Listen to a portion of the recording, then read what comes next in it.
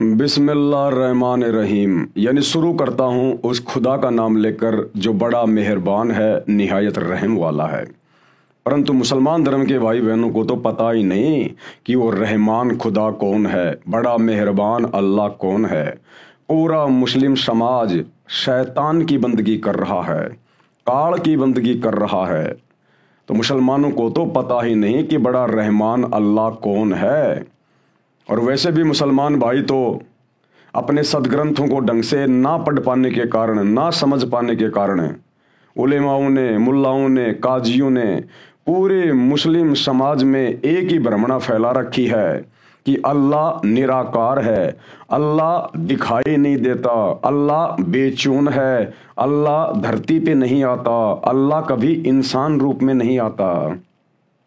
फिर वो अल्लाह कहाँ हुआ जो ना दिखाई दे, ना कभी धरती पे आता है, ना जिसका कोई आकार है, ना रंग है, ना रूप है। तो फिर ये कौन कह रहा है कि वो अल्लाह है? फिर ये कैसे साबित करोगे कि वो अल्लाह है? इसलिए पूरा मुसलमान समाज जिसे वर्तमान में अपना अल्लाह मान के, खुदा मान के बंदगी कर रहा है, वो असल में शैतान है। शैतान जिसने 1400 साल पहले जिब्राइल फरिश्ते के माध्यम से हजरत मोहम्मद के ऊपर कुरान शरीफ नाजिल की थी।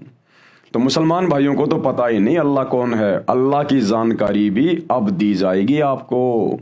अल्लाह की जानकारी स्वयं अल्लाह कबीर ने दरवेश रूप में, संत रूप में, सतगुरु रामपाल जी के रूप में प्रकट होकर स्वयं ही दी है, क्योंकि अल्लाह की जानकारी अल्लाह के सिवा कोई दूसरा सृष्टि में नहीं दे सकता। तो उसी अल्लाह के नाम से शुरू करते हैं, उसके जयकारे के नाम से आज का वीडियो। बिस्मिल्लाहिर्रहमानिर्रहीम। परमपिता परमेश्वर, सारी सृष्टि के रचनहार, कुल मालिक, असंख्य ब्रह्मांडों के स्वामी, जगत गुरु, तीनों लोकों में प्रवेश करके सबका भरण पोषण करने वाले राजाधिराज, आत्माधार, नाथों के नाथ, देवों के देव, महादेव, सर्वेश्वर, महेश्वर, मृत्युंजय, अजरो अमर, आदि अनादि, सनातनी प्रभु, जगत पिता जगदीश्वर, श्री श्री 1008 की उपाधि के वास्तविक अधिकारी, अकाल मूर्त, सौद स्वरूपी राम वासुदेव, सर्वगतम ब्रह्म, परम पूज्य, प्रथम पूज्य, परम संत, परम पुरुष, परम धनी, परम दयालु, सत्य कबीर, हक्का कबीर, अल्लाहु कबीर, अल्लाहु अकबर, बाखबर, अल्लाह ताला, जगत के तारणहार, जगत के मुक्तिदाता, जगत के जगन्नाथ, हारे के सहारे, हिंदुओं के राम, मुसलमानों के अल्लाह, सिखों के वाहिगुरु, ईसाइयों के मसीह, दया के सागर दयानिधि, करुणा के सागर करुणानिधि, स्वयंभू परिभू, संकट मोचन, कष्ट हरण, मंगल करण, दुख भंजन,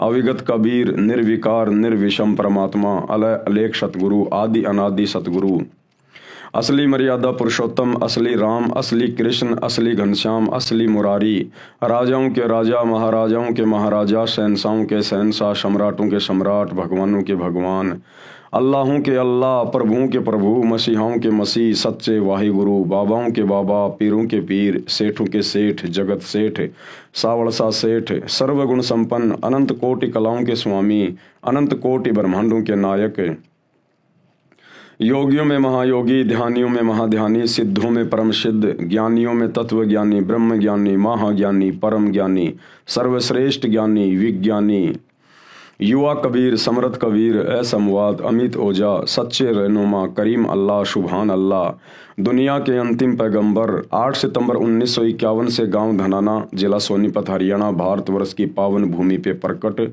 रियल कल की भगवान श्री नारायण साकार हरि, श्री बाबा साहेब, नूर अनंत परमात्मा, सच्चे दरवेश, सच्चे मसीहा, संत शिरोमणि सतगुरु रामपाल जी परमेश्वर जी के चरण कमल में लाइव वीडियो देख रहे आप और हम सभी भाई बहनों का अनंत कोटि दंडवत प्रणाम।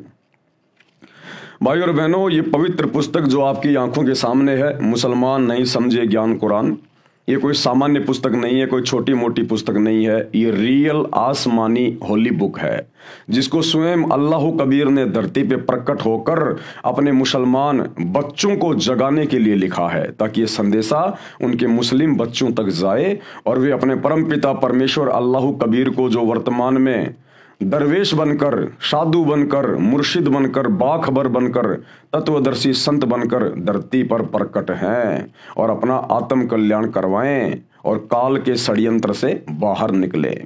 इस पवित्र पुस्तक पर अभी तक 8 वीडियो बन चुके हैं। आज ये 9 नंबर का वीडियो है। यदि आप पहली बार ये वीडियो देख रहे हैं तो आपसे प्रार्थना करूंगा आप जिस शुरुआत से वीडियो देखना शुरू करें, तभी आपको ये पूरा माजरा समझ में आएगा और आप जिस शैतान के भयंकर षड्यंत्र को समझ पाएंगे। तो पिछले वीडियो में गुरुदेव भगवान ने मुसलमान धर्म के जो उलेमा हैं, विद्वान हैं, मुल्ला मौलवी हैं, काजी हैं, उनकी बहुत सारी गलत धारणाओं का परमाणु के साथ में खंडन किया।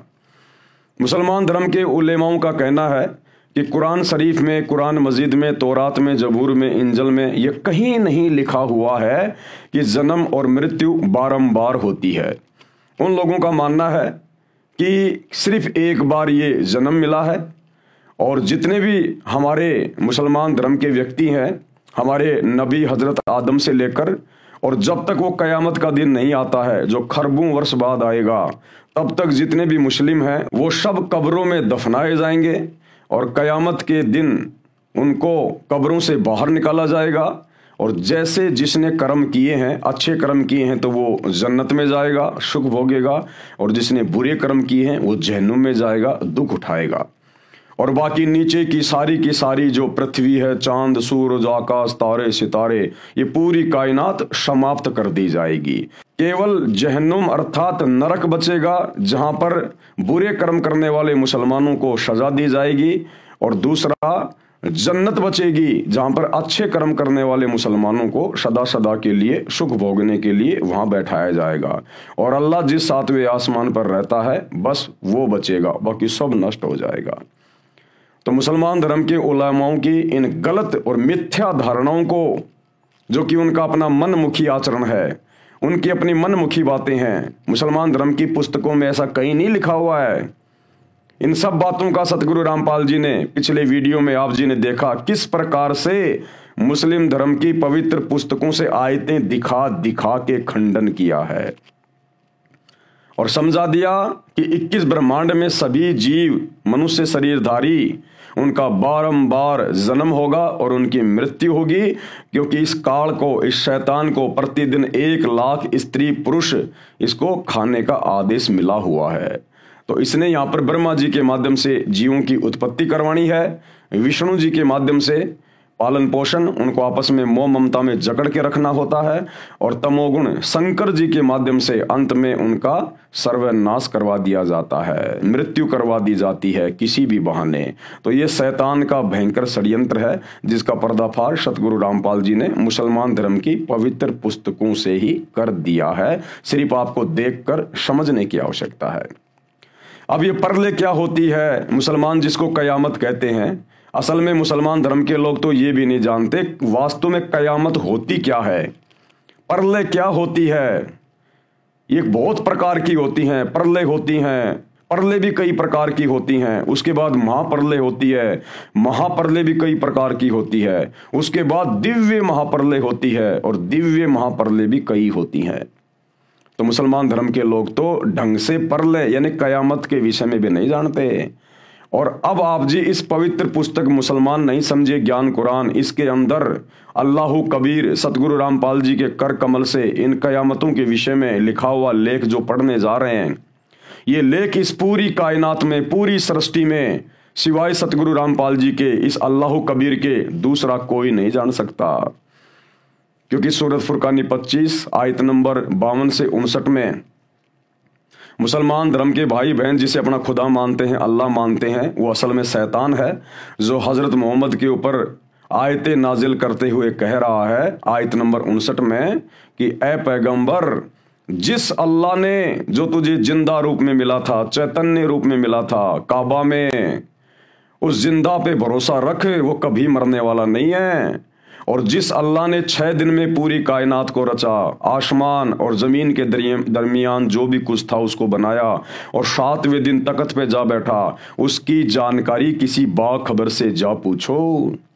यानी उस सुप्रीम अल्लाह के बारे में मुसलमान धर्म के डुप्लीकेट अल्लाह इस शैतान को भी ज्ञान नहीं है, और कह दिया कि उसकी खबर तो किसी बाखबर से जा पूछो, किसी इल्म वाले से, जानने वाले से पूछो।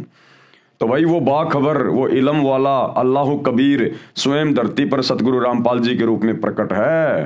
आप और हम सभी भटकी हुई आत्माओं को शैतान के षड्यंत्र से छुड़वाकर अपने सातवें आसमान सतलोक में ले जाने के लिए आया है। अब वे इस पुस्तक में लिख रहे हैं कि मुसलमान धर्म के लोग तो कयामत के विषय में भी नहीं जानते। कयामत होती क्या है?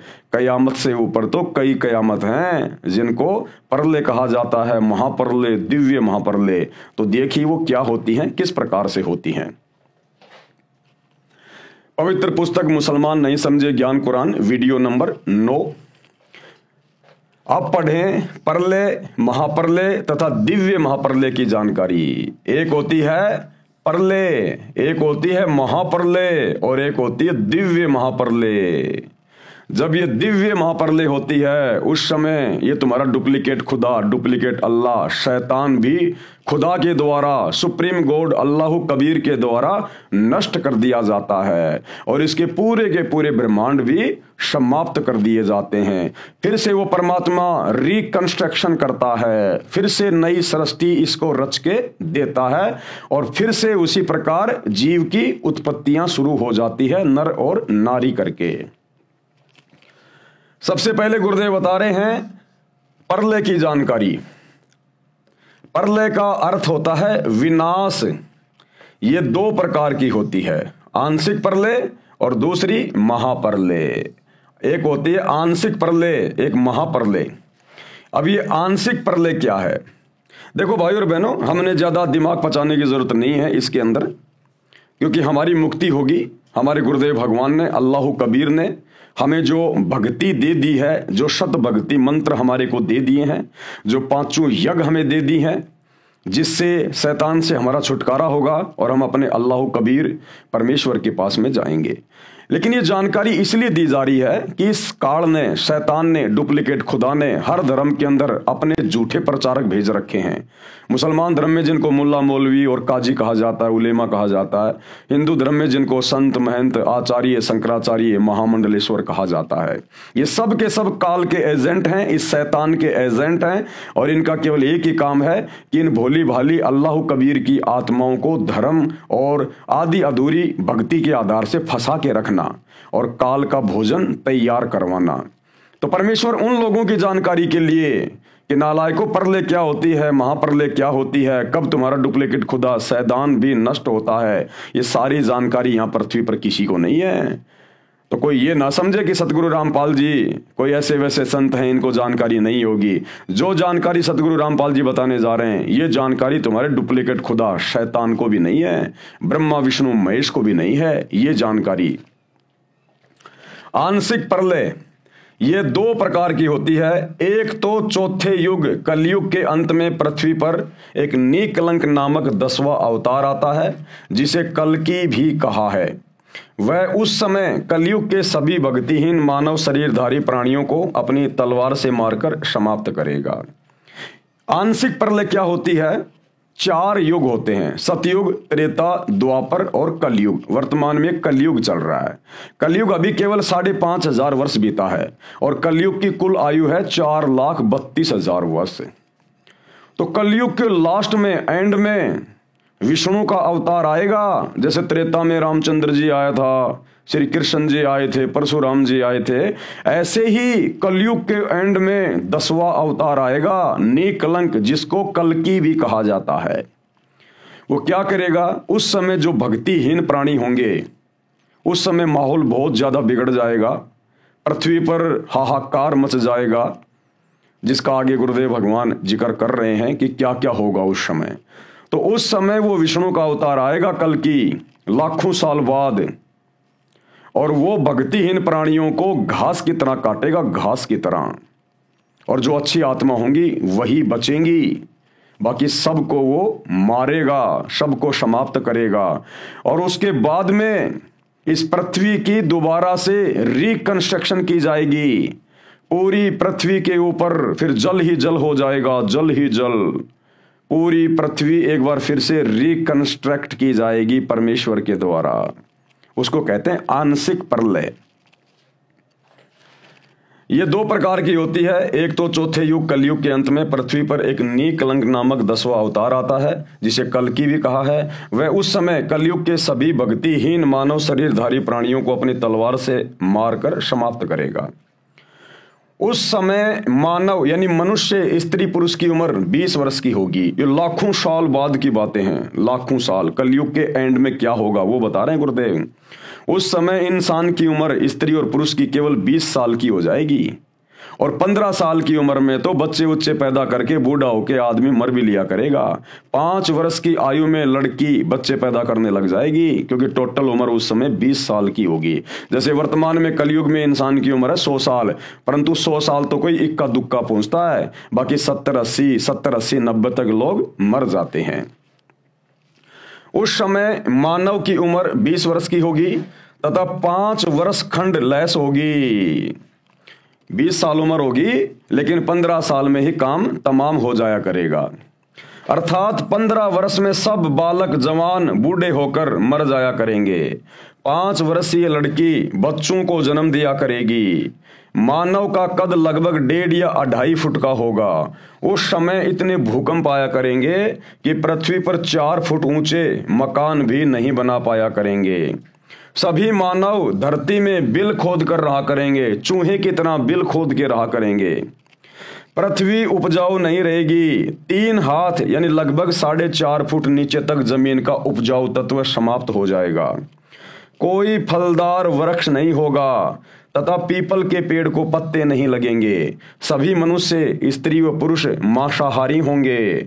आपसी व्यवहार बहुत घटिया होगा। रीछों की सवारी किया करेंगे। रीछ उस समय का अच्छा वाहन होगा। पर्यावरण दूषित होने से वर्षा होनी बंद हो जाएगी। जैसे ओस पड़ती है ऐसे वर्षा हुआ करेगी। गंगा जमुना आदि नदियां भी सूख जाएंगी। ये कलयुग का अंत होगा। उस समय प्रलय, पृथ्वी पर पानी ही पानी होगी। यह है आंशिक प्रलय।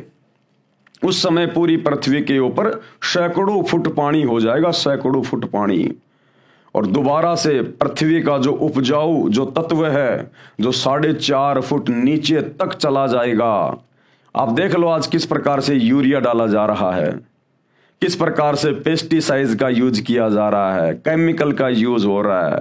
फैक्ट्रियों में किस प्रकार से केमिकल उत्पन्न होता है, कहां कहां यूज हो रहा है। तो पृथ्वी का उपजाऊपन भी नष्ट हो जाएगा 4.5 फुट तक। तो उस समय फसल तो पैदा होगी नहीं, इसलिए सब लोग मांसाहारी होंगे, मांस खाया करेंगे। और 1.5 से 2.5 फुट की इंसान की हाइट हो जाएगी। और इतने भूकंप आएंगे उस समय, क्योंकि भाई और बहनों ये जो सृष्टि है काल की, ये पाप और पुण्य के आधार से चलती है। लेकिन लोग इन बातों से अनभिज्ञ हैं। देखो, एक इंसान है रोड पे खड़ा होकर भीख मांग रहा है तो वो भी इंसान ही। और एक इंसान देश का प्रधानमंत्री बन के सारी सुख सुविधा भोग रहा है। तो दोनों इंसानों में इतना अंतर क्यों? सिर्फ पाप और पुण्य का, भक्ति का। कबीरा सब जग निर्धना, धनवंता ना कोय, धनवंता सो जानिए जिसके पास राम नाम धन होए। तो जो आज भिखारी बन के रोड पे दिए बाबा 1-1 रुपए के लिए जो सारा दिन धूप में खड़ा रहता है ना, है वो भी इंसान ही। लेकिन वर्तमान में उसके पास में भक्ति नहीं है, उसके पास में पुण्य नहीं है, केवल उसके पाप कर्म बचे हुए हैं। कभी किसी मानव जन्म में उसने पहले दान पुण्य नहीं किया, भक्ति नहीं करी। आत्मा चार्ज होती है भक्ति से, भक्ति से चार्ज होती है, भक्ति से बनते पुण्य। तो वो उसने किसी मनुष्य जन्म में किए नहीं, अब की बार उसके हाथ कुछ लगा नहीं। भिखारी बन के सारा दिन रोड पे दिए बाबा, कोई 1 रुपया दिखाता है, कोई 2 रुपया दिखाता है। और दूसरा व्यक्ति देश का राजा बन के, मंत्री, प्रधानमंत्री, राष्ट्रपति बन के, बड़ा बड़ा उद्योगपति बन के ऐशो आराम कर रहा है। क्यों? क्योंकि जब कभी उसका पहले मनुष्य जन्म था, उसने भक्ति भी की, उसने दान पुण्य भी किया, संतों के सत्संग भी सुने और उनकी शरण में भी था, जिस कारण से उसकी बैटरी चार्ज है। उसके पास में भक्ति धन है, उसके पास में पुण्य है, और उन्हीं पुण्यों की बदौलत आज वो अच्छी पोस्ट पे है। तो कलयुग के एंड में भक्ति कोई करेगा नहीं, भक्ति यहां रहेगी नहीं, और माहौल इतना भयंकर तरीके से बिगड़ जाएगा कि आपस में व्यवहार भी एक दूसरे के प्रति अच्छा नहीं होगा। कोई भी स्त्री पतिव्रता नहीं होगी। ना जाने कितने कितने उनके यार दोस्त होंगे, कितने कितने लोगों के साथ में वो शारीरिक मिलन किया करेंगे। कोई पतिव्रता नहीं रहेगा, ना स्त्री ना पुरुष, और फसल उपजेगी नहीं, क्योंकि पाप के कारण धरती पे अनाज भी उत्पन्न होगा नहीं। उनको कठिनाइयां भोगनी पड़ेंगी, वो कष्ट भोगने पड़ेंगे उनको, जिस कारण से मांस खाया करेंगे, मांस सब मांसाहारी हो जाएंगे। और इतने भूकंप आएंगे, इतने भूकंप आएंगे, कोई 4 फुट का मकान बनाकर भी नहीं रह पाएगा, 4 फुट का मकान बनाकर भी, इसलिए जमीन में बिल खोद के रहेंगे। तो वो समय आएगा। इसलिए ये परमात्मा अल्लाह कबीर सतगुरु रामपाल जी धरती पे आए हुए हैं कि ए आत्माओं, आने वाले समय में अगर तुम वर्तमान में पार नहीं हुए तो तुम्हें कैसे कैसे कष्ट भोगने पड़ेंगे, तुम्हें कैसी कैसी समस्याओं का सामना करना पड़ेगा, तुम्हारा जीना दूभर हो जाएगा, फिर तुम्हें कोई मौका नहीं मिलेगा भक्ति करने का उस समय। इसलिए मान जाओ, सुधर जाओ, सत्संग सुन लो, सबकी जेब में मोबाइल हैं, अपने अल्लाह कबीर परमपिता परमेश्वर की पहचान कर लो, शैतान के लोक से निकल चलो। उस समय प्रलय यानी पृथ्वी पर पानी पानी होगा, प्रलय होगी, एकदम इतनी वर्षा होगी कि सारी पृथ्वी पर सैकड़ों फुट पानी हो जाएगा।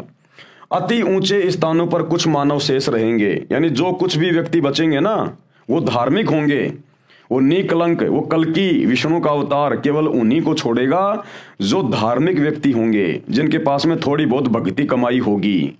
फिर वो क्या करेंगे, जब पृथ्वी पर सैकड़ों फुट पानी हो जाएगा ना, वो ऊंचे स्थानों पे चले जाएंगे, पहाड़ों पे चले जाएंगे। फिर जमीन पर जो सैकड़ों फुट पानी हो जाएगा, धीरे धीरे वो पानी जमीन के अंदर जाएगा और जमीन के अंदर से जो केमिकल है उसको बाहर निकालेगा, और फिर सूर्य की गर्मी से वो केमिकल सूखेगा, वो पानी सूखेगा। फिर पूरी पृथ्वी पर वन ही वन होंगे, पेड़ ही पेड़ होंगे, जिस कारण से फिर से पृथ्वी उपजाऊ बनेगी, बढ़िया वातावरण होगा। पानी सैकड़ों वर्षों में सूखेगा, फिर सारी पृथ्वी पर जंगल उग जाएगा, पृथ्वी फिर से उपजाऊ हो जाएगी। जंगल यानी पेड़ों की अधिकता से पर्यावरण फिर शुद्ध हो जाएगा।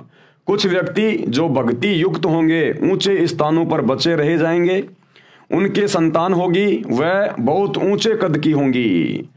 यानी जो व्यक्ति अंत में जो 1.5 फुट के 2-2 फुट के जो बचेंगे, जो पहाड़ों के ऊपर रहा करेंगे, फिर उसके बाद उनके जो संतान हुआ करेगी वो बढ़िया वातावरण होने से पृथ्वी पर जंगल ही जंगल हो जाएंगे, पृथ्वी का उपजाऊपन फिर से ठीक हो जाएगा। तो उन छोटे छोटे इंसानों को जो बच्चे पैदा होंगे वो उनसे डबल डबल हुआ करेंगे, फिर उसके बच्चे पैदा होंगे वो उससे डबल होंगे। इस प्रकार सैकड़ों फुट की हाइट सतयुग में हो जाती है, फिर वो दोबारा से सतयुग शुरू हो जाएगा।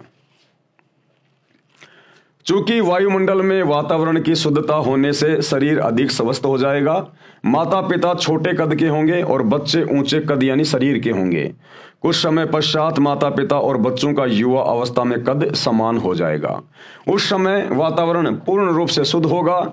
इस प्रकार यह सतयुग का प्रारंभ होगा और फिर सतयुग का प्रारंभ हो जाएगा। यह पृथ्वी पर आंशिक प्रलय ज्योति निरंजन यानी काल, ये शैतान के द्वारा की जाती है।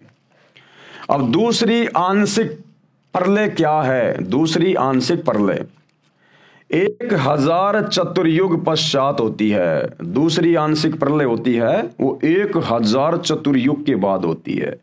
पहली आंशिक प्रलय तो हुई चौथे युग के पश्चात, सतयुग, त्रेता, द्वापर और वर्तमान में चल रहा है कलयुग, इसके एंड में होगी। दूसरी आंशिक प्रलय वो कब होगी? वो 1000 चतुर्युग के बाद, क्योंकि जो ब्रह्मा जी हैं, इस काल का बेटा, शैतान का जो बेटा है ब्रह्मा, इस ब्रह्मा का एक दिन इतना लंबा है, कितना? 1008 चतुर्युग का ब्रह्मा जी का एक दिन है, और इसकी कुल 100 वर्ष की उम्र है, 100 वर्ष की आयु, और इसका एक दिन कितना लंबा है? 1008 चतुर्युग का, और 1008 चतुर्युग की ही इसकी रात्रि होती है। अब ये 1008 चतुर्युग का समय कितना होता है? एक चतुर्युग का समय होता है 43,20,000 वर्ष। एक चतुर्युग, सतयुग, त्रेता, द्वापर और कलयुग, ये हो गया एक चतुर्युग, यानी 4 युगों का एक समय चतुर्युग। इन 4 युगों की कुल समय गणना कितनी होती है? 43,20,000 वर्ष। और ऐसे ऐसे 1008 चतुर्युग का ब्रह्मा जी का केवल दिन होता है, दिन। तो जब ब्रह्मा जी का 1008 चतुर्युग का दिन समाप्त होगा, जब रात्रि लगेगी, तो उस समय ये दूसरी आंशिक प्रलय होगी। जब ब्रह्मा जी का दिन होगा और जब दिन समाप्त होगा, रात्रि लगेगी ब्रह्मा जी की, उस समय फिर ये दूसरी आंशिक प्रलय होती है। 1000 चतुर्युग पश्चात होती है, तब श्री ब्रह्मा जी का एक दिन समाप्त होता है। इतने ही चतुर्युग तक रात्रि होती है, यानी 1008 चतुर्युग तक वो प्रलय रहेगी। एक रात्रि तक प्रलय रहती है। वास्तव में श्री ब्रह्मा जी का एक दिन 1008 चतुर्युग होता है। एक ब्रह्मा जी के दिन में 14 इंद्रों का शासन काल पूरा होता है। इंद्र देवताओं का राजा, एक ब्रह्मा जी के एक दिन में, ब्रह्मा जी के एक दिन में 14 इंद्र अपना शासन पूरा करके गधे की योनि में चले जाते हैं। और एक इंद्र का शासन कितना होता है? 72 चतुर्युग। 72 चतुर्युग तक एक इंद्र शासन करता है, देवताओं के राजपथ पे रहता है 72 चतुर्युग तक। और एक चतुर्युग की आयु कितनी? 43,20,000 वर्ष। ऐसे ऐसे 72 चतुर्युग तक इंद्र शासन करता है। एक ब्रह्मा जी के दिन में 14 इंद्रों का शासन काल पूरा होता है। एक इंद्र का शासन काल 72 चौकड़ी युग होता है, 72 चतुर्युग। एक चौकड़ी यानी चतुर्युग में 4 युग होते हैं। सतयुग, सतयुग की कुल उम्र होती है 17,28,000 वर्ष का होता है। दूसरा त्रेता युग जो 12,96,000 वर्षों का होता है। तीसरा द्वापर युग जो 8,64,000 वर्षों का होता है। और चौथा कलयुग जो 4,32,000 वर्षों का होता है। चारों युगों के कुल 43,20,000 वर्ष हैं। गणना करने के लिए आसानी रहे इसलिए चतुर्युग से गणना की जाती है। ब्रह्मा का एक दिन 1008 चतुर्युग का होता है, इसको सीधा 1000 चतुर्युग गिनते हैं। जब ब्रह्मा का दिन समाप्त होता है, यानी 1000 चतुर्युग का समय जब समाप्त होता है, तो पृथ्वी, पाताल व स्वर्ग, इंद्र लोक के सभी प्राणी नाश को प्राप्त होते हैं, वो नष्ट हो जाते हैं। प्रलय में विनाश हुए प्राणी ब्रह्म अर्थात काल जो ब्रह्मलोक में रहता है, ये शैतान तथा व्यक्त रूप से किसी को दर्शन नहीं देता, जिसे अव्यक्त मान लिया गया है, निराकार मान लिया गया है, उस अव्यक्त ब्रह्म यानी काल के लोक में अचेत करके गुप्त डाल दिए जाते हैं। जब ब्रह्मा जी का एक दिन पूरा होता है, रात्रि शुरू होती है, तो ये दूसरी आंशिक जो प्रलय है वो आती है। और जब वो प्रलय आती है तो ये पाताल लोक, स्वर्ग लोक और ये देवताओं के राजा इंद्र का लोक, ये और ये पृथ्वी लोक, ये सब नष्ट हो जाएंगे। नष्ट होने का मतलब जीव नष्ट हो जाएंगे। और सभी जीवों को कहां रखा जाएगा?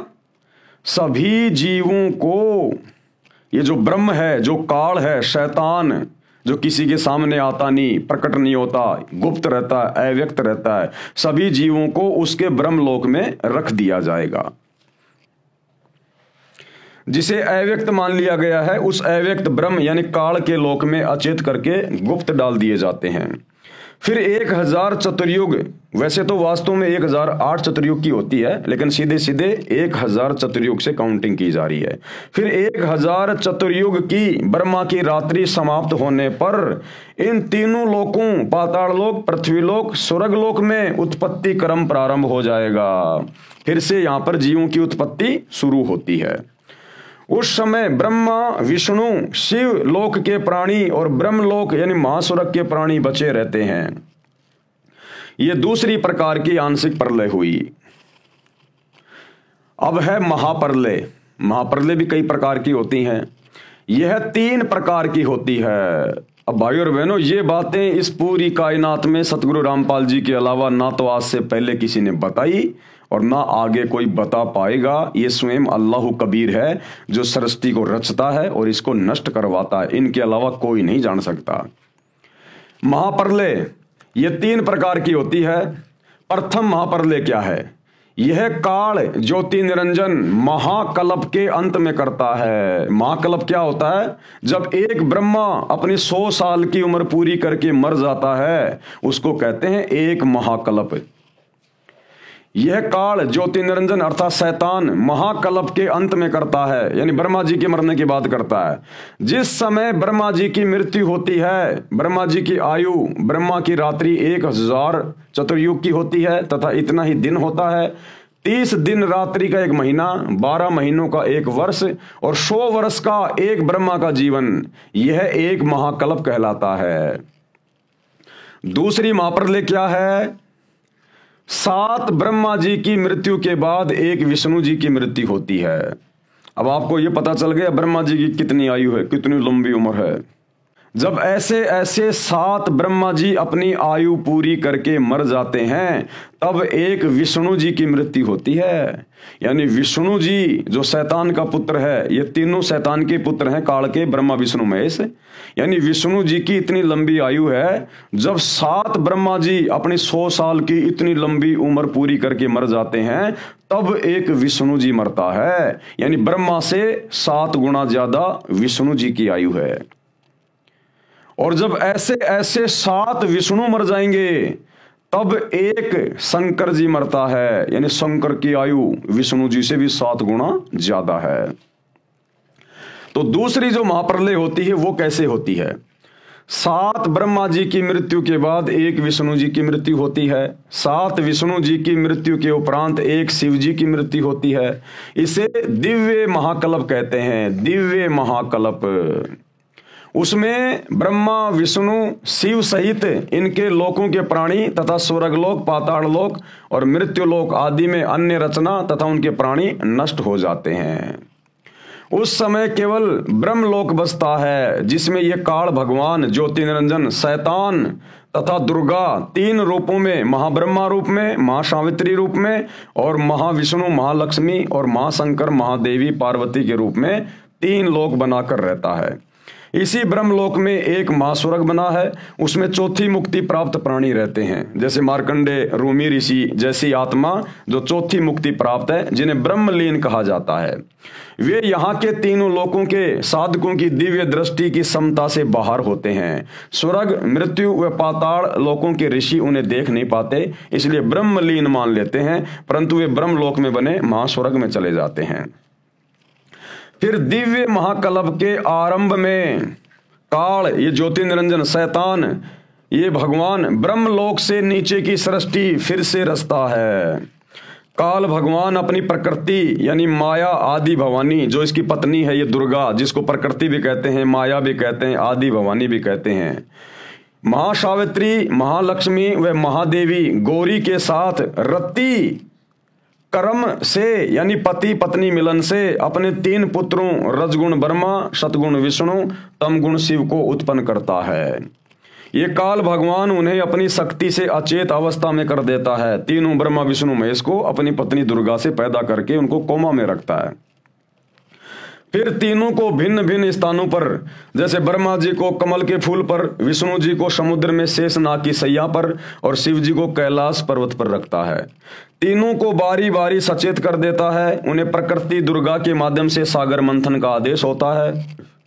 तब यह महामाया यानी मूल प्रकृति शेरावाली ये दुर्गा अपने 3 रूप बनाकर सागर में छुपा देती है। 3 लड़कियों यानी जवान देवियों को प्रकट करती है। तीनों बच्चे ब्रह्मा विष्णु शिव इन्हीं तीनों देवियों से विवाह करते हैं। अपने तीनों पुत्रों को 3 विभाग उत्पत्ति का कार्य ब्रह्मा जी को कि बेटा तू इन जीवों के अंदर रजोगुण के प्रभाव से संतान उत्पन्न करने की प्रेरणा कर। तो जो उत्पत्ति का, जो क्रिएशन का जो डिपार्टमेंट होता है वो ब्रह्मा जी को दे दिया जाता है। वह स्थिति यानी पालन पोषण का कार्य विष्णु जी को तथा संहार यानी मारने का कार्य शिव जी को देता है, जिससे ये काल ब्रह्म शैतान की सृष्टि फिर से शुरू हो जाती है, जिसका वर्णन पवित्र पुराणों में भी है, जैसे शिव महापुराण, ब्रह्म महापुराण, विष्णु महापुराण, महाभारत, सुख सागर, देवी भागवत महापुराण में विस्तृत वर्णन किया गया है। और गीता जी के 14वें अध्याय के श्लोक 3 से 5 में संक्षिप्त रूप से कहा गया है। अब तीसरी महाप्रलय क्या है? तीसरी महाप्रलय क्या है? एक ब्रह्मांड में 70,000 बार त्रिलोकीय शिव यानी काल के तमोगुण पुत्र की मृत्यु हो जाती है, तब एक ब्रह्मांड की प्रलय होती है। यानी ब्रह्मा जी से 7 गुना ज्यादा आयु विष्णु जी की, विष्णु जी से 7 गुना ज्यादा आयु शंकर जी की यानी शिव की। और जब ऐसे ऐसे 70,000 शिव जन्मते और मर लेते हैं, उसके बाद फिर ये तीसरी महाप्रलय होती है। तथा ब्रह्मलोक में तीनों स्थानों पर रहने वाला काल महाशिव अपना महाशिव वाला शरीर भी त्याग देता है। इस प्रकार यह एक ब्रह्मांड की प्रलय अर्थात तीसरी महाप्रलय हुई। तथा उस समय एक ब्रह्मलोकीय शिव यानी काल की मृत्यु हुई तथा 70,000 त्रिलोकीय शिव काल के पुत्र की मृत्यु हुई। अर्थात एक ब्रह्मांड में बने ब्रह्मलोक सहित सर्वलोकों के प्राणी विनाश में आते हैं। इस समय को परब्रह्म अर्थात अक्षर पुरुष का एक युग कहते हैं। इस प्रकार गीता अध्याय 8 श्लोक 16 का भावार्थ समझना चाहिए। इसी प्रकार 3 दिव्य महाप्रलय होती हैं। दिव्य महाप्रलय कितनी प्रकार की होती हैं? 3 प्रकार की। अब मुसलमान धर्म के उलेमा, विद्वान, मुल्ला, मौलवी, काजी बस एक ही चीज जानते हैं, कयामत कयामत। वो कयामत को भी ढंग से नहीं जानते। अब सतगुरु रामपाल जी परमात्मा ये अल्लाह कबीर बता रहा है कैसे कैसे सृष्टि रची हुई है, कैसे कैसे ये नष्ट होती है, इनके सिवा कोई नहीं बता सकता। सौपन में भी कोई नहीं सोच सकता जो बातें सतगुरु रामपाल जी परमेश्वर जी ने आके बताई हैं सृष्टि के विषय में। इसी प्रकार 3 दिव्य महाप्रलय होती हैं। प्रथम दिव्य महाप्रलय ये क्या होती है? जब 100 ब्रह्मलोकीय शिव यानी काल ब्रह्म की मृत्यु हो जाती है, तब चारों महाब्रह्मांडों में बने 20 महाब्रह्मांडों के प्राणियों का विनाश हो जाता है। विशेषकर एक महाब्रह्मांड में ही सृष्टि रहती है। एक महाब्रह्मांड के अंदर जब प्रलय होती है, तब दूसरे महाब्रह्मांड में सृष्टि शुरू होती है। अंत में चारों महाब्रह्मांडों के 20 ब्रह्मांडों में प्रलय हो जाती है। तब चारों महाब्रह्मांडों के शुभ कर्मी प्राणियों को, हंस आत्माओं को 21वें ब्रह्मांड में बने नकली सतलोक आदि लोकों में रख देता है ये काल। तथा उसी लोक में निर्मित अन्य 4 गुप्त स्थानों पर अन्य प्राणियों को अचेत करके डाल देता है। तथा तब उसी नकली सतलोक के प्राणियों को खाकर अपनी भूख मिटाता है। तथा जो प्रतिदिन खाए प्राणियों को उसी 21वें ब्रह्मांड में बने 4 गुप्त स्थानों में अचेत करके डालता रहता है। तथा वहां पर भी ज्योति निरंजन यानी एक शैतान अपने 3 रूप महाब्रह्मा, महाविष्णु तथा महाशिव धारण कर लेता है। तथा वहां पर बने शिव रूप में अपनी जन्म मृत्यु की लीला करता रहता है, जिसे समय निश्चित रखता है। तथा 100 बार मृत्यु को प्राप्त होता है। जिस प्रकार परब्रह्म के 100 युग का समय 21वें ब्रह्मांड में पूरा हो जाता है। तत्पश्चात चारों महाब्रह्मांडों के अंदर सृष्टि रचना का कार्य प्रारंभ करता है। जिस एक सृष्टि में 100 ब्रह्मलोकीय शिव यानी काल की आयु अर्थात परब्रह्म के 100 युग तक सृष्टि रहती है। तथा इतना ही समय प्रलय रहती है अर्थात परब्रह्म के 200 युग, क्योंकि परब्रह्म के एक युग में एक ब्रह्मलोकीय शिव अर्थात काल की मृत्यु होती है। उसमें एक दिव्य महाप्रलय जो काल द्वारा की जाती है उसका कर्म पूरा होता है। ये काल अर्थात ब्रह्म प्रथम अव्यक्त कहलाता है। गीता अध्याय 7 श्लोक 24 और 25 में दूसरा अव्यक्त परब्रह्म तथा इसे भी परे तीसरा सनातन अव्यक्त जो पूर्ण ब्रह्म है। गीता अध्याय 8 श्लोक 20 का भाव समझें। अब भाई और बहनों ये बातें दिमाग के ऊपर से निकलेंगी क्योंकि ये बहुत ही गूढ़ ज्ञान है। इस ज्ञान को समझना इतना आसान नहीं है। इस ज्ञान को तो आप जब सतगुरु रामपाल जी की शरण में आ जाओगे और 8-10 साल तक उनके सत्संग सुनोगे ध्यान से, सृष्टि रचना को कई बार समझोगे ध्यान से, तब कहीं जाकर ये बातें थोड़ी थोड़ी हमारे जहन में आएंगी। तो यहां पर ये सारी बातें महाप्रलय की, दिव्य महाप्रलय की, आंशिक प्रलय की, गुरुदेव भगवान केवल मुसलमान धर्म के उन प्रवक्ताओं को, उलेमाओं को, उनको समझाने की दृष्टि से लिख रहे हैं कि तुम तो खाली प्रलय प्रलय प्रलय प्रलय, इससे ज्यादा तुम्हें कुछ नहीं पता। जब इस ज्ञान के अंदर जाओगे तो तुम्हारे दिमाग के तोते उड़ जाएंगे, तोते। शैतान का इतना भयंकर षड्यंत्र है। दूसरी दिव्य महाप्रलय क्या होती है? इस दिव्य महाप्रलय में ये शैतान भी नष्ट हो जाता है। इस उपरोक्त महाप्रलय के 5 बार हो जाने के पश्चात द्वितीय दिव्य महाप्रलय होती है। दूसरी दिव्य महाप्रलय परब्रह्म अविगत पुरुष अक्षर पुरुष करता है। उसमें काल ब्रह्म अर्थात ये क्षर पुरुष, ये शैतान सहित सर्व 21 ब्रह्मांडों का विनाश हो जाता है, जिसमें 3 लोक, स्वर्गलोक, मृत्युलोक, पाताल लोक, ब्रह्मा विष्णु शिव व काल ज्योति निरंजन ओकार निरंजन जिसको शैतान भी कहते हैं, तथा इनके लोकों ब्रह्मलोक अर्थात सर्व अन्य 21 ब्रह्मांडों के प्राणी नष्ट हो जाते हैं। यानी मुसलमान जिसे अपना खुदा मान रहे हैं, अल्लाह मान रहे हैं, वो शैतान और उसके सारे लोक नष्ट कर दिए जाते हैं और पर ब्रह्म के लोक में सभी जीवात्माओं को रख दिया जाता है। विशेष 7 त्रिलोकीय ब्रह्मा की मृत्यु के बाद एक त्रिलोकीय विष्णु की मृत्यु होती है, यानी 7 ब्रह्मा जी के बाद में एक विष्णु जी की मृत्यु होती है, तथा 7 विष्णु की मृत्यु के बाद एक शिव की मृत्यु होती है। 70,000 शिव की मृत्यु के बाद एक ब्रह्मलोकीय शिव अर्थात काल ब्रह्म की मृत्यु पर ब्रह्म के एक युग के बाद होती है। ऐसे 1000 युग का परब्रह्म यानी अक्षर पुरुष का एक दिन तथा इतनी ही रात्रि होती है। अक्षर पुरुष की रात्रि का समय शुरू होने पर प्रकृति दुर्गा सहित काल ज्योति निरंजन अर्थात परब्रह्म तथा इसके 21 ब्रह्मांडों के प्राणी नष्ट हो जाते हैं, तथा परब्रह्म यानी दूसरा अव्यक्त वो अक्षर पुरुष का 1000 युग का दिन समाप्त होता है। इतनी ही रात्रि व्यतीत होने के उपरांत ब्रह्म को यानी शैतान को फिर पूर्ण ब्रह्म ये कबीर परमात्मा प्रकट करता है। गीता अध्याय 8 श्लोक 17 का भाव ऐसे समझें, परंतु ब्रह्मांडों व महाब्रह्मांडों व इनमें बने लोकों की सीमा यानी गोलाकार दीवार समझो समाप्त नहीं होती। फिर इतने ही समय के बाद ये काल तथा माया प्रकृति देवी को पूर्ण ब्रह्म कौन कबीर परमात्मा अल्लाह कबीर अपने द्वारा पूर्व निर्धारित सृष्टि कर्म के आधार पर पुनः उत्पन्न करता है, तथा सभी प्राणी जो काल के कैदी यानी बंदी हैं उनके कर्म आधार पर शरीरों में सृष्टि कर्म नियम से रचता है तथा लगता है कि परब्रह्म रच रहा है। यहां पर गीता अध्याय 15 का श्लोक 17 याद रखना चाहिए, जिसमें कहा है कि उत्तम प्रभु तो कोई और ही है, उत्तम पुरुष तु अन्य परमात्मा इति उदाहरत है। यानी उत्तम परमात्मा सर्वश्रेष्ठ परमात्मा तो कोई और ही है और वो है अल्लाह कबीर, जो वास्तव में अविनाशी परमेश्वर है, कभी नहीं मरता, वो अकाल है, जो तीनों लोकों में प्रवेश करके सबका धारण पोषण करता है। तथा गीता अध्याय 18 के श्लोक 61 में कहा है कि अंतर्यामी परमेश्वर सभी प्राणियों को यंत्र यानी मशीन के सदृश से कर्म आधार पर घुमाता है तथा प्रत्येक प्राणी के हृदय में स्थित है। गीता के पाठकों को फिर भ्रम होगा कि गीता अध्याय 15 के श्लोक 15 में काल ब्रह्म यानी शैतान कहता है कि मैं सभी प्राणियों के हृदय में स्थित हूं तथा सर्व ज्ञान अपोहन व वेदों को प्रदान करने वाला हूं। हृदय कमल में काल भगवान महापार्वती दुर्गा सहित महाशिव रूप में रहता है तथा पूर्ण परमात्मा भी जीवात्मा के साथ अभेद रूप से रहता है, जैसे वायु रहती है गंध के साथ, दोनों का अभेद संबंध है परंतु कुछ गुणों का अंतर है। गीता अध्याय 2 के श्लोक 17 से 21 में भी विस्तृत विवरण है। इस प्रकार पूर्ण ब्रह्म भी प्रत्येक प्राणी के हृदय में जीवात्मा के साथ रहता है, जैसे सूर्य दूर स्थान पर होते हुए भी उसकी उष्णता व प्रकाश का प्रभाव प्रत्येक प्राणी से अभेद है तथा जीवात्मा का स्थान भी हृदय में ही है। एक विशेष बात और है, एक महाब्रह्मांड का विनाश परब्रह्म के 100 युग के उपरांत होता है। इतने ही वर्षों तक एक महाब्रह्मांड में प्रलय रहती है। काल अर्थात ब्रह्म ज्योति निरंजन को तो ऐसा जानो जैसे गर्मियों के मौसम में राजस्थान हरियाणा आदि क्षेत्रों में वायु का एक स्तंभ जैसा मिट्टी युक्त वायु आसमान में बहुत ऊंचे तक दिखाई देता है तथा चक्कर लगाता हुआ चलता है, जो अस्थायी होता है, परंतु गंध तो वायु के साथ अभेद रूप में है।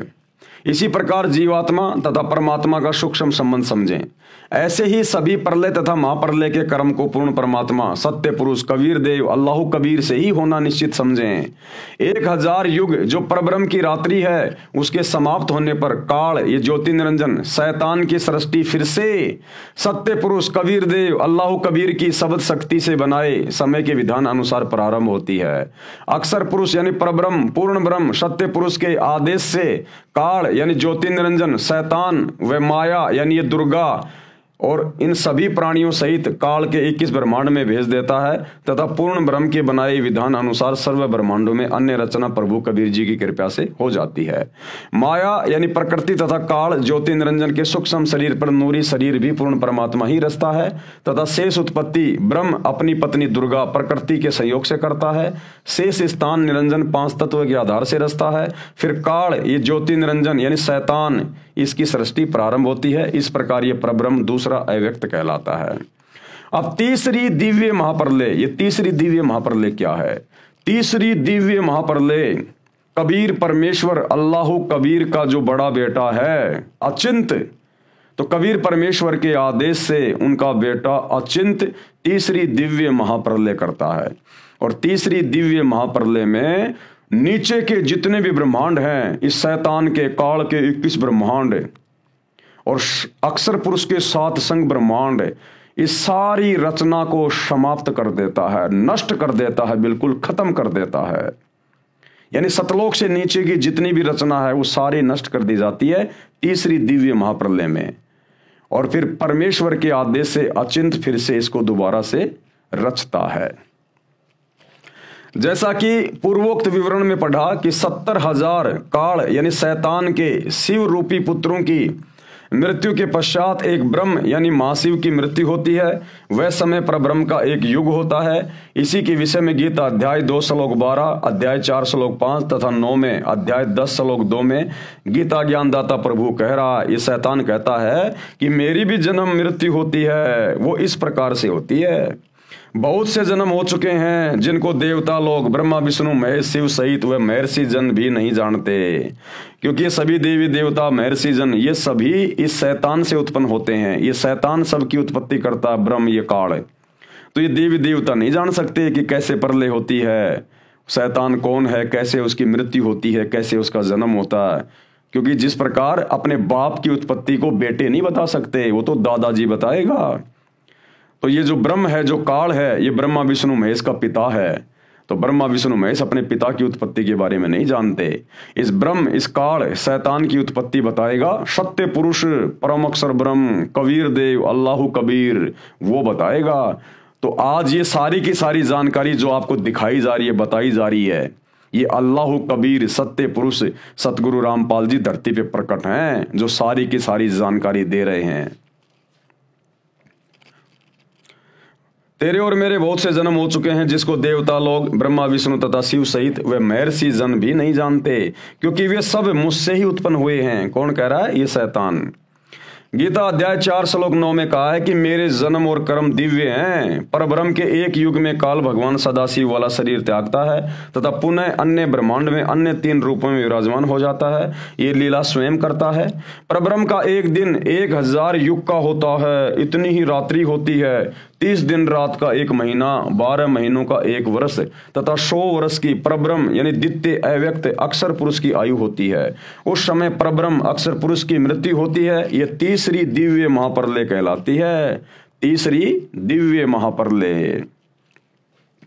तीसरी दिव्य महाप्रलय में सभी ब्रह्मांड तथा अंड, जिसमें ब्रह्म यानी शैतान के 21 ब्रह्मांड तथा परब्रह्म यानी अक्षर पुरुष के 7 संग ब्रह्मांड व अन्य असंख्य ब्रह्मांड नाश में आवेंगे। धुंधुकार का शंख बजेगा, सर्व अंड व ब्रह्मांड नाश में आवेंगे, परंतु वह तीसरी दिव्य महाप्रलय बहुत समय उपरांत होवेगी। वह तीसरी दिव्य महाप्रलय सत्य पुरुष यानी अल्लाह कबीर का पुत्र अचिंत अपने पिता पूर्ण ब्रह्म सत्य पुरुष की आज्ञा से सृष्टि कर्म नियम से जो पूर्ण ब्रह्म ने निर्धारित किया हुआ है करेगा, और फिर सृष्टि रचना होगी। परंतु सतलोक में गए हंस दोबारा जन्म मरण में नहीं आएंगे, परंतु जो आत्माएं वर्तमान में उस अल्लाह कबीर की, जो सतगुरु रामपाल जी के रूप में धरती पे प्रकट हैं, जो वर्तमान में इनकी भक्ति करके आजीवन मर्यादा में रह के अपना जन्म मरण का रोग समाप्त करवा लेंगे, सतलोक में बैठा दिए जाएंगे। इन सभी प्रलय में, महाप्रलय में, दिव्य महाप्रलय में फिर वो प्राणी उसमें कष्ट नहीं उठाएंगे, क्योंकि परमात्मा उनको सतलोक में बैठा देगा। और सतलोक का कभी भी विनाश नहीं होता है, वहां कभी कोई प्रलय महाप्रलय दिव्य महाप्रलय नहीं होती है। वो अविनाशी लोक हैं, वो शाश्वत रहेंगे, सदा सदा रहेंगे। तो क्या कह रहे हैं गुरुदेव? परंतु सतलोक में गए हंस यानी भगत दोबारा जन्म मरण में नहीं आएंगे। इस प्रकार न तो अक्षर पुरुष अर्थात पर ब्रह्म अमर है, न ये काल अर्थात शैतान ब्रह्म अमर है, न ब्रह्मा रजगुण विष्णु सतगुण और शिव तमगुण अमर है। फिर इनके पुजारी यानी इनके भगत कैसे पूर्ण मुक्ति प्राप्त कर सकते हैं? अर्थात कभी नहीं। इसलिए पूर्ण ब्रह्म की साधना करनी चाहिए। इसलिए किसकी साधना करनी चाहिए? पूर्ण ब्रह्म की। अब देखो भाई और बहनों, ये चक्कर क्या है, आपको थोड़ा सा शॉर्ट में समझाने का प्रयास करता हूं, जो मुसलमान धर्म के भाई बहन हैं। देखो, सबसे पहले है कबीर परमात्मा। सबसे पहले कौन है? एकमात्र कबीर अल्लाह। ये सबसे बड़ा भगवान है, सभी का परमात्मा है, इसी से सारी सृष्टि उत्पन्न हुई है। तो सबसे बड़ा परमात्मा है कबीर देव। ये कबीर परमात्मा सर्व सृष्टि का रचनहार, कुल मालिक, असंख्य ब्रह्मांडों का स्वामी। कबीर, अल्लाह कबीर, ओरिजिनल खुदा, सुप्रीम गॉड कबीर। अब कबीर परमेश्वर ने क्या कर रखा है? कबीर परमात्मा ने 4 लोक रचे, अपने नीचे 4 लोक रचे उन्होंने। एक रच दिया उन्होंने अनामी लोक, दूसरा रच दिया उन्होंने अगम लोक, और तीसरा रच दिया उन्होंने अलख लोक, और चौथा रच दिया उन्होंने सत्यलोक। ये 4 लोक रचे परमात्मा ने। हम सभी आत्माएं पहले सतलोक में रहा करती थी, सभी जीव आत्माएं। ये शैतान भी वहीं रहा करता था, ये दुर्गा भी वहीं रहा करती थी, सब वहीं रहा करते थे। ये जब आप सृष्टि रचना सुनोगे सतगुरु रामपाल जी के मुकम्मल से यूट्यूब पे, तब आपको समझ में आएगा। फिर सतलोक में वहां पर शैतान के मन में एक दोष आया कि मैं अलग से राज्य प्राप्त करना चाहता हूं। इसने वहां पर तप करना शुरू कर दिया, और तप के बदले कबीर परमात्मा ने इसको 21 ब्रह्मांड दे दिए। उसी सतलोक के अंदर, सतलोक में ही एक साइड में इसको 21 ब्रह्मांड दे दिए, 21 प्लाट दे दिए कबीर परमात्मा ने, अल्लाह कबीर ने। अब इसने वहां पर एक गलती कर दी, इसने वहां पर दुर्गा के साथ में अभद्र व्यवहार किया। आपको शॉर्ट में बताया जा रहा है, पूरी जानकारी सृष्टि रचना सुनिए सतगुरु रामपाल जी के मुख कमल से। इसने दुर्गा के साथ में जबरदस्ती करनी चाहिए, शारीरिक संबंध इसने बनाने चाहे, जिस कारण से कबीर परमात्मा ने इसको अपने सतलोक से निष्कासित कर दिया। इसको 21 ब्रह्मांड दे दिए, और सतलोक से इसको 16 शंख कोश की दूरी पर यहां भेज दिया। सतलोक के इसको निष्कासित कर दिया, और इसको श्राप दे दिया कि प्रतिदिन तू 1 लाख स्त्री पुरुषों को खाएगा, उनके सूक्ष्म शरीर की वासना को तू तपतशिला पे भून भून के खाएगा। तो क्या हुआ भाई और बहनों, इस काल को परमात्मा ने इसके 21 ब्रह्मांड सहित और सतलोक से 16 संकोश की दूरी पे भेज दिया। 16 संकोश की दूरी पे, 16 संकोश की दूरी पे इसको शैतान कहते हैं। इसको बाद में इसका नाम शैतान पड़ गया। काल भी यही है, ब्रह्म भी यही है, यानी इसको सतलोक से परमात्मा ने निष्कासित कर दिया, और इसको 21 ब्रह्मांड दे दिए, पूरे के पूरे 21 ब्रह्मांड इसके विमान की तरह वहां से चल के परमात्मा की शब्द शक्ति से और यहां आ गए। अब इन्हीं 21 ब्रह्मांडों में ये शैतान डुप्लीकेट भगवान बन के बैठा है। इसको मुसलमान अपना अल्लाह समझ रहे हैं, हिंदू अपना भगवान समझ रहे हैं, और ये शैतान अपने 21 ब्रह्मांड से बाहर की जानकारी किसी को नहीं होने देता, क्योंकि जीव समझ ही नहीं पाते जानकारी सारी की सारी, क्योंकि ये सबका राजा बन के बैठा हुआ है। ये शैतान, ये ब्रह्म ज्योति निरंजन भी इसी को कहते हैं, क्षर पुरुष भी इसी को कहते हैं। अब इसने क्या किया?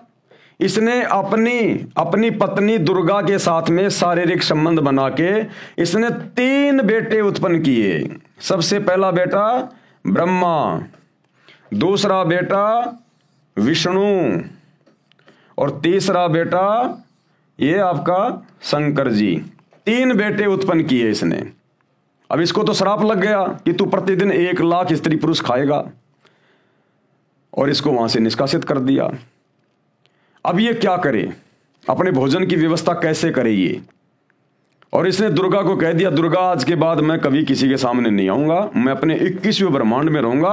21वें ब्रह्मांड में यहां पर इसने एक अपने लिए अपनी जगह बना रखी है, यहां रहता है ये 21वें ब्रह्मांड में, और तू मेरी सारी व्यवस्था करेगी, नीचे की सृष्टि मेरे आदेश से तू चलाएगी, तू संभालेगी। और 3 पुत्र इसने पैदा कर दिए दुर्गा के साथ में संभोग करके, ब्रह्मा विष्णु महेश। सृष्टि रचना में आप पढ़ेंगे कैसे उनको सचेत किया, कैसे उनकी शादियां हुई, कैसे ब्रह्मा जी को वेद मिले, सारी जानकारी। अब भाइयों और बहनों, पूरा का पूरा जो सिस्टम है ये ब्रह्मा विष्णु महेश के माध्यम से चल रहा है। यहां पर ब्रह्मा विष्णु महेश के माध्यम से पूरा सिस्टम चल रहा है। अब इसको जो 21 ब्रह्मांड दिए गए हैं सत्य पुरुष के द्वारा, कबीर परमात्मा के द्वारा, 21 ब्रह्मांड को इसने 5 भागों में डिवाइड कर रखा है। 5 भागों में 5 ब्रह्मांडों का इसने समूह बना रखा है, और केवल एक ब्रह्मांड में यह सृष्टि की उत्पत्ति करवाता है, बाकी 4 ब्रह्मांड इसके खाली पड़े रहते हैं। तो एक ब्रह्मांड में इसने सृष्टि को चलाया हुआ है जिसमें आप और हम सभी लोग फंसे हुए हैं, और इस एक ब्रह्मांड का राजा बना दिया अपने तीनों बेटों को, ब्रह्मा विष्णु और महेश को। ब्रह्मा विष्णु महेश को इसने राजा बना रखा है, और अपनी जानकारी हम जीवों को नहीं होने देता। बाकी हम शिव जीव हैं, हिंदू मुस्लिम सिख ईसाई जितने भी हैं, गधे कुत्ते सुअर, हम यहाँ जीव हैं। ये अपनी जानकारी यहाँ किसी को नहीं होने देता। अपने तीनों बेटों के माध्यम से, ब्रह्मा विष्णु महेश के माध्यम से ये अपने भोजन की व्यवस्था करवाता है। ब्रह्मा के माध्यम से रजोगुण के द्वारा बच्चे उत्पन्न करवाता है, विष्णु के द्वारा एक दूसरे में मोह ममता बनी रहती है, और शंकर जी किसी न किसी बहाने लड़ाई में, झगड़े में, बीमारी में, एक्सीडेंट में मार मार के उनको अपने बाप के पास में भेजता रहता है, यहाँ 21वें ब्रह्मांड में तपतशिला पर। इन तीनों को भी नहीं पता बेचारों को कि हमारा बाप ये शैतान है, ये काल है, क्योंकि शैतान ने, काल ने उस दुर्गा को कह दिया कि मेरी जानकारी किसी को मत देना, वरना मेरे से बुरा कोई नहीं होगा। तो दुर्गा भी डरती हुई ये जानकारी इनको नहीं बताती।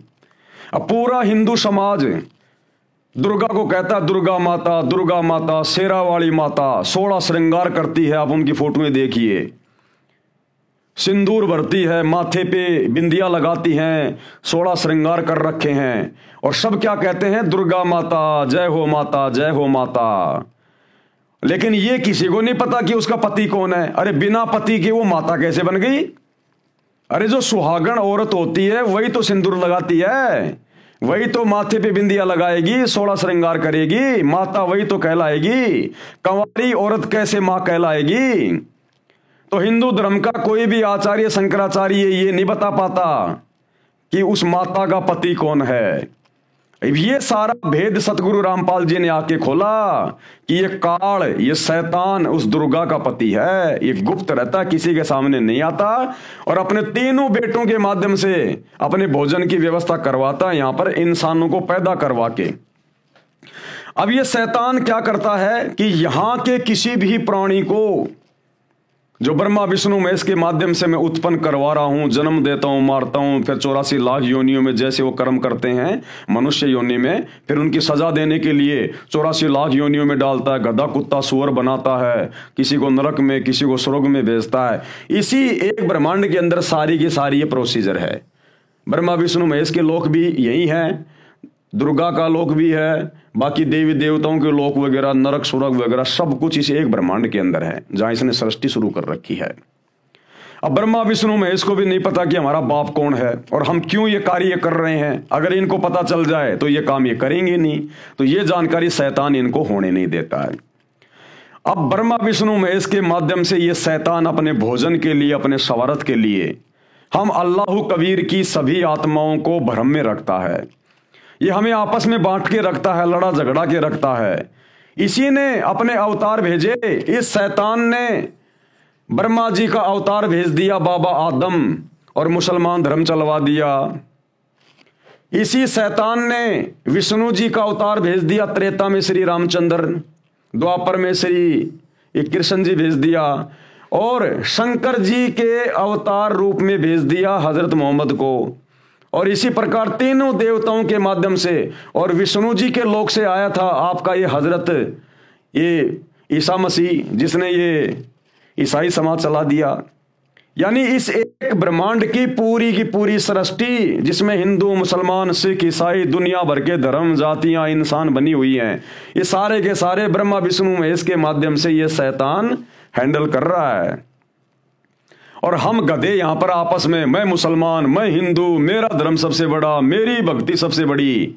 और ये शैतान यही चाहता है कि मेरे तीनों बेटों के माध्यम से मैं अपने अवतार भेजता रहूं, किसी को मुसलमान धर्म में, किसी को हिंदू धर्म में, और इन मूर्खों को आपस में ये उलझा के रखें कि हमारा धर्म बड़ा, हमारी भक्ति बड़ी, और काल का बढ़िया काम चल रहा है, आपस में लड़ रहे हैं, मर रहे हैं, खस रहे हैं, और उसके भोजन की व्यवस्था हो रही है। अब भाइयों और बहनों, ये सारा का सारा षड्यंत्र समझाने के लिए ये कबीर भगवान, क्योंकि हम आत्मा इसकी हैं, और जब इसने देखा इस शैतान ने तो मेरी आत्माओं को गधा कुत्ता सुअर बना दिया, नरक में ठोक रहा है, भयंकर कष्ट उठा रही है आत्मा, रो रही हैं, चीख रही हैं, चिल्ला रही हैं, तो ये दयालु परमात्मा है, ये है वो बड़ा मेहरबान रहम दिल वाला, बिस्मिल्लाह रहमान रहीम, ये है वो रहमान रहीम कबीर भगवान। तो फिर ये कबीर भगवान क्या करता है, ये आता है क्योंकि ये सर्वशक्तिमान है, ये कुछ भी कर सकता है। फिर ये परमात्मा आता है यहां पर इस गंदे लोक में एक बाखबर बनके, तत्वदर्शी संत बनके, साधु बनके, और फिर ये हम आत्माओं को ज्ञान देता है पूरी सृष्टि रचना का कि तुम्हारे को शैतान ने इस प्रकार से भयंकर षड्यंत्र में फंसा रखा है और तुम मेरे पास रहा करते थे सतलोक में, जहां किसी चीज की कोई कमी नहीं थी, ना वहां तुम्हारी कभी मृत्यु होती, ना कभी बुढ़ापा आता, ना कोई काम करना पड़ता, तुम्हारे बड़े बड़े महल हैं, तुम्हारे एरोप्लेन हैं, किसी चीज की वहां कोई कमी नहीं है। और तुम इस शैतान के चक्कर में आ गए। शैतान तुम्हारे को बैला फुसला के दुर्गा के माध्यम से यहां ले आया और अब तुम वापस चलो, मैं तुम्हें ज्ञान देने के लिए आया हूं संत रूप में, दरवेश रूप में। ये शैतान किसी के सामने नहीं आता, ये अव्यक्त रहता है, गुप्त रूप में रहता है यहां पर। ये साकार है, इंसान के जैसा है, लेकिन इसने पूरा का पूरा सिस्टम अपने तीनों बेटे ब्रह्मा विष्णु महेश के माध्यम से शुरू करवा रखा है। ये किसी के सामने नहीं आता, जिस कारण से मुसलमान भाई इसको कहते हैं कि भगवान दिखाई नहीं देता, भगवान निराकार है। मुसलमान कह देते हैं हमारा अल्लाह दिखाई नहीं देता, अल्लाह निराकार है। अरे तुम्हारा अल्लाह यहां बैठा है, ये शैतान, ये काल, ये है तुम्हारा अल्लाह, तुम्हारा भगवान, तुम्हारा गॉड, ये है। ये इसलिए सामने नहीं आता किसी के भी, और सारा का सारा कार्य अपने तीनों बेटों ब्रह्मा विष्णु महेश के माध्यम से कर रहा है। सबको यहां पर जातियों में, धर्मों में उलझा के रखा हुआ है।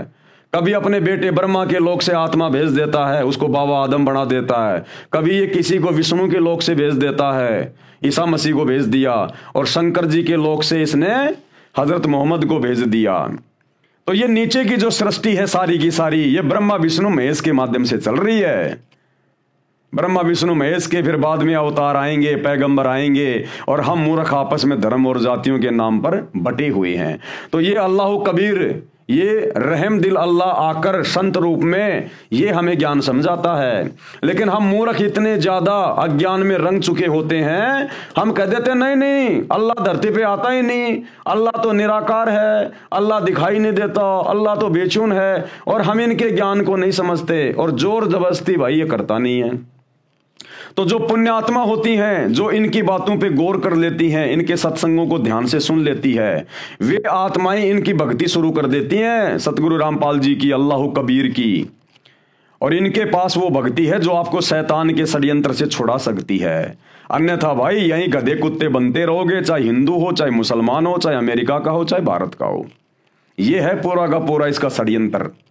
और यह षड्यंत्र आपको बखूबी समझ में आएगा जब आप सतगुरु रामपाल जी के मुख कमल से यूट्यूब पर अपनी जेब से मोबाइल निकाल के सर्च करोगे सृष्टि रचना संत रामपाल जी, तो भैया 2-3 घंटे के सैकड़ों वीडियो मिलेंगे, और सभी धर्मों से प्रमाण दिखा दिखा के सृष्टि रचना बता रहे हैं सतगुरु रामपाल जी।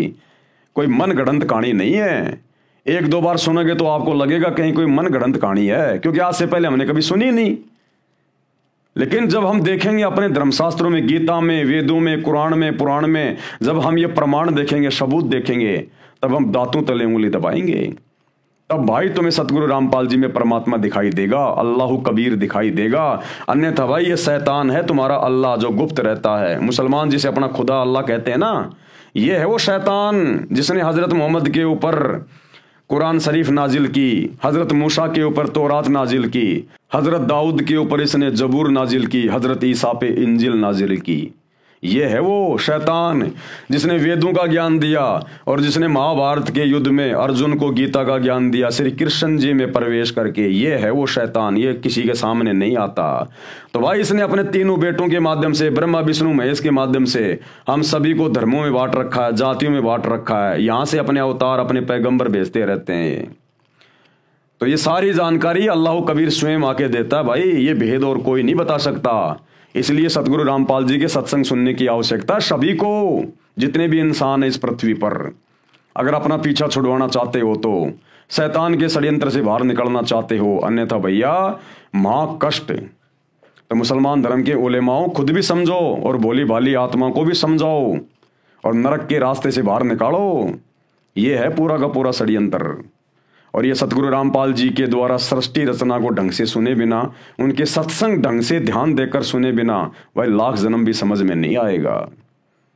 तो भाई और बहनों, आज के वीडियो में हम केवल इतना ही लेंगे। परमात्मा ने आज हमें 3 प्रकार की जो परले होती है उसके विषय में समझाया। और कल रात्रि 8 बजे सभी भाई बहन फिर से लाइव जुड़िए, क्योंकि कल रात्रि का जो वीडियो होगा वो भी बहुत ज़्यादा इम्पोर्टेंट होगा। ये थोड़ा सा वीडियो शेष है, हम इसको थोड़ा सा और कर लेते हैं इसको पूरा। जिसकी उपासना से जीव सतलोक अमरलोक में चला जाता है, यानी वो कबीर परमात्मा आता फिर संत रूप में धरती पर, जो आज सतगुरु रामपाल जी के रूप में आए हुए हैं। तो इनकी उपासना से यानी भक्ति से ये जीव सतलोक यानी अमरलोक में चला जाता है। फिर वह कभी नहीं मरता, फिर इस गंदे लोक में नहीं आता और सतलोक में कभी मृत्यु होती नहीं, पूर्ण मुक्त हो जाता है। वह पूर्ण ब्रह्म कबीर देव अल्लाह कबीर तीसरा सनातन अव्यक्त है, जो गीता अध्याय 8 के श्लोक 20-21 में वर्णन है। गीता अध्याय 15 श्लोक 16-17 में यही कहा है। श्लोक 16, इस लोक में 2 पुरुष, एक क्षर पुरुष यानी ये काल शैतान ज्योति निरंजन, तथा दूसरा अक्षर पुरुष यानी परब्रह्म, तथा इनके लोकों के सब प्राणी नाशवान हैं, ये सब मरते हैं। आपने देखा ना तीसरी दिव्य महाप्रलय में अक्षर पुरुष भी, ये शैतान भी, इसके लोक भी सब नष्ट हो जाते हैं। आत्मा सबकी अमर है। फिर गीता अध्याय 15 ही के श्लोक 17 में कहा है कि वास्तव में पुरुषोत्तम यानी श्रेष्ठ परमात्मा तो उपरोक्त क्षर पुरुष यानी शैतान तथा अक्षर पुरुष से अन्य है। जो परमात्मा कहलाता है, जो रहमान कहलाता है, बड़ा मेहरबान कहलाता है, वो है वो कबीर भगवान, जो वर्तमान में सतगुरु रामपाल जी के रूप में आए हुए हैं। जो तीनों लोकों में प्रवेश करके सबका धारण पोषण करता है, वह वास्तव में अविनाशी है। अमर करूं शतलोक पठाऊं, ताते बंदी छोड़ कहाऊं। क्या कहता वो अल्लाह कबीर कि अमर करूं, इस काल के शैतान के षड्यंत्र से तुम्हें बाहर निकाल के भक्ति देके अमर कर दूंगा, शतलोक में बैठा दूंगा। अमर करूं शतलोक बैठाऊं, ताते बंदी छोड़ कहाऊं।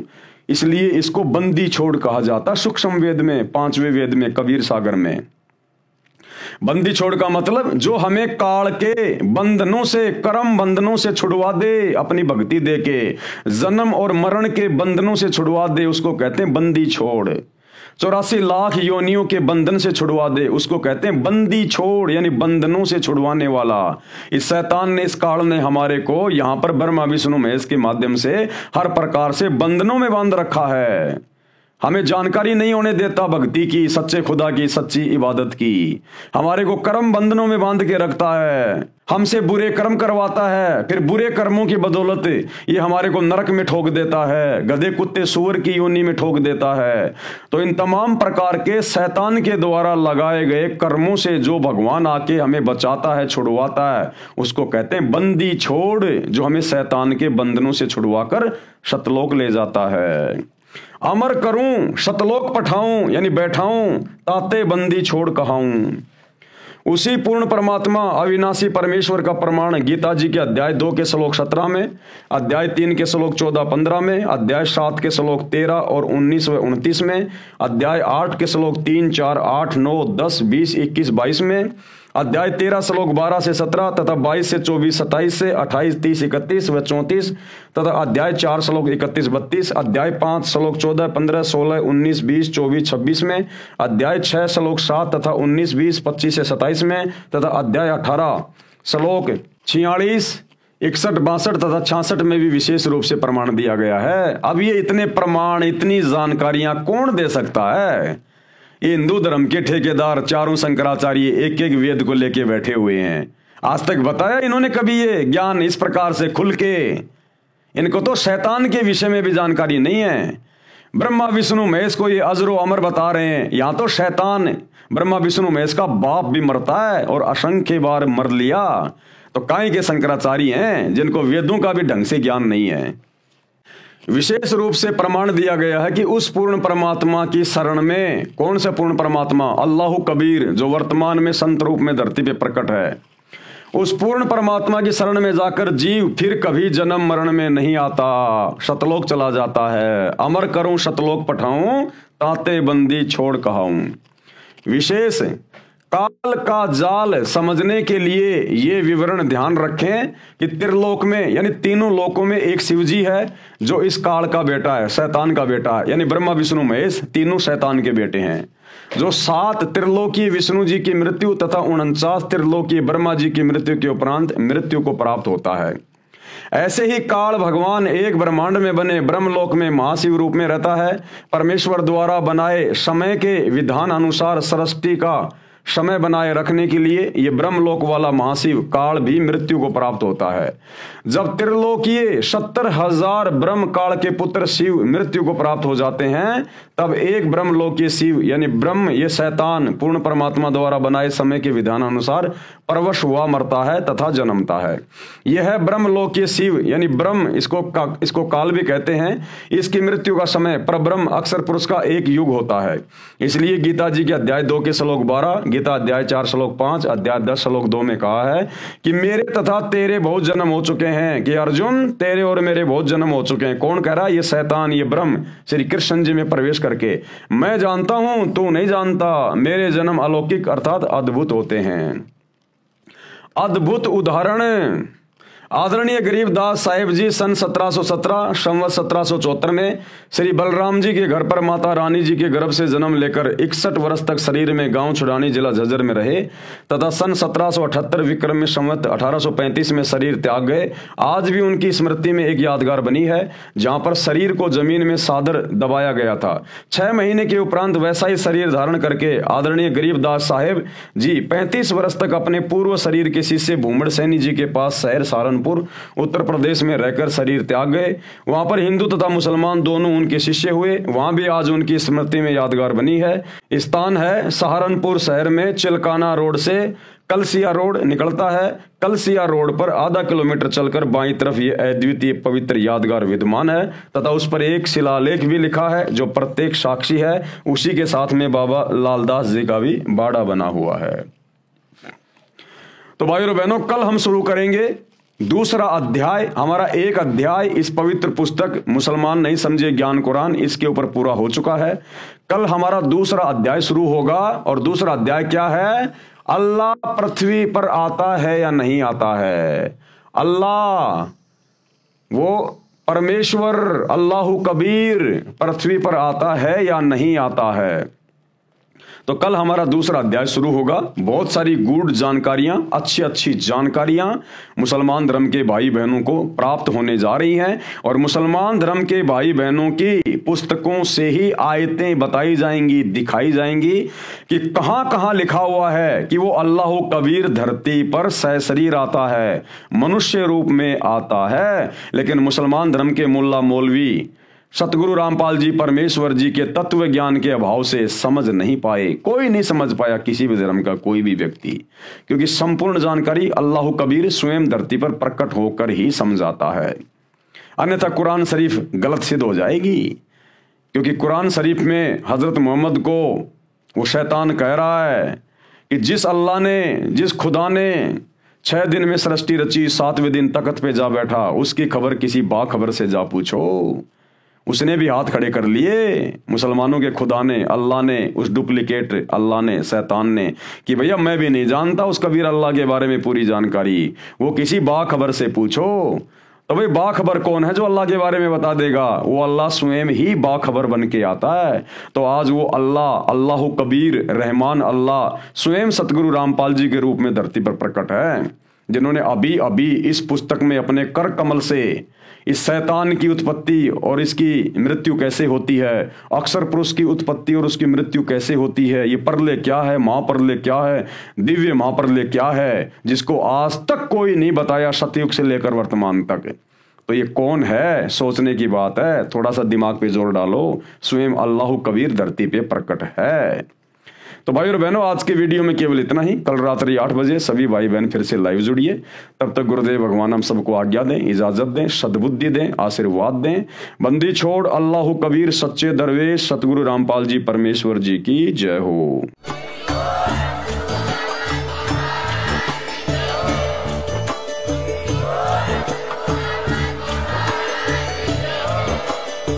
भाई जो गुरु बचन पे डट के कट गे फंद 84 के, कट गे फंद 84 के, कट गे फंद 84 के।